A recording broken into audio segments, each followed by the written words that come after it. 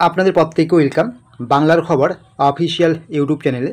আপনারা যদি আমাদের এই বাংলার খবর অফিসিয়াল ইউটিউব চ্যানেলটিতে নতুন হয়ে থাকেন, অবশ্যই আপনারা আমাদের এই বাংলার খবর অফিসিয়াল ইউটিউব চ্যানেলটিকে সাবস্ক্রাইব করে নোটিফিকেশনটাকে অন করে রাখবেন ছোটো বড়ো আপডেটসগুলো সবার আগে পাওয়ার জন্য।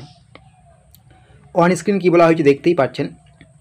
পিএম কিষাণের যে 21 নং কিস্তি রয়েছে, এবার কাদের দেওয়া হবে এই 21 নং কিস্তির ডবল টাকা অর্থাৎ 4000 করে টাকা দেওয়া নিয়ে গুরুত্বপূর্ণ আপডেট উঠে আসলো। আপনারা সবাই জানতে পারবেন আজকের এই ভিডিওতে, তাই স্কিপ করবেন না।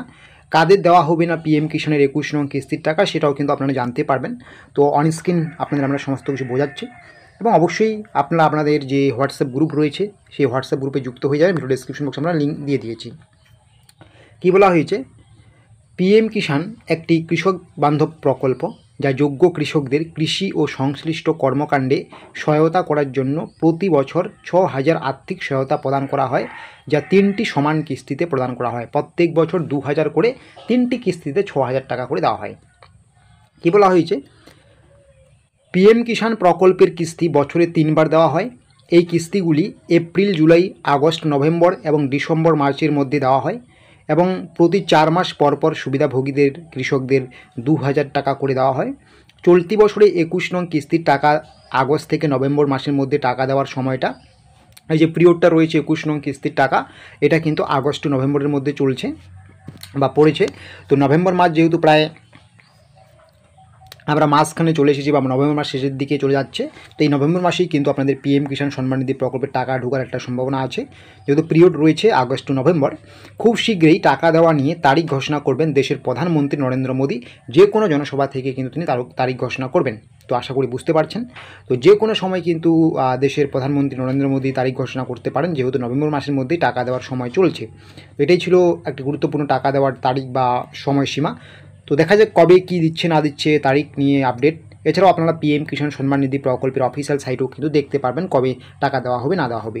তারপরে কি বলা হয়েছে, এবার কারা পাবেন ডবল টাকা অর্থাৎ 4000 টাকা করে কারা পাবেন এবার, কাদের দেওয়া হবে ডবল টাকা, যে সমস্ত কৃষক বন্ধুর বিভিন্ন সমস্যাজনিত কারণে 20 নং কিস্তির টাকা ঢুকেনি। অনেক কৃষক রয়েছে যারা 20 নং কিস্তির টাকা পাননি বিভিন্ন সমস্যাজনিত কারণে, এবং পরবর্তীতে যদি সেই সমস্যার সমাধান করিয়ে নিয়ে নেন কোনো কৃষক, তবেই কিন্তু সেই কৃষকের এবার ব্যাঙ্ক অ্যাকাউন্টে সরাসরি 4000 টাকা ব্যাঙ্ক অ্যাকাউন্টে ঢুকবে। মানে আগের যে 20 নং কিস্তির 2000 টাকা সেটা ঢুকবে, এবং প্লাস নতুন যে 21 নং কিস্তির টাকাটা রয়েছে এটাও কিন্তু ঢুকবে সরাসরি ব্যাঙ্ক অ্যাকাউন্টে, অর্থাৎ ডবল টাকা।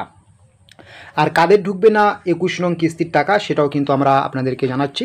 তো পিএম কিষাণ সম্মান নিধি প্রকল্পে মূলত এই সমস্ত কৃষকদের 21 নং কিস্তির টাকা ঢুকবে না, যাদের আপনাদের ল্যান্ড সেডিং স্ট্যাটাস ইয়েস নেই, এটা নো হয়ে গিয়েছে, সেটা আপনি ইয়েস করিয়ে নেননি এখনও, বা যাদের আপনাদের কেওয়াইসি সম্পূর্ণ নেই, এই যে ইয়েস এবং গ্রিন টিক নেই, তাদের কিন্তু আপনাদের ঢুকবে না।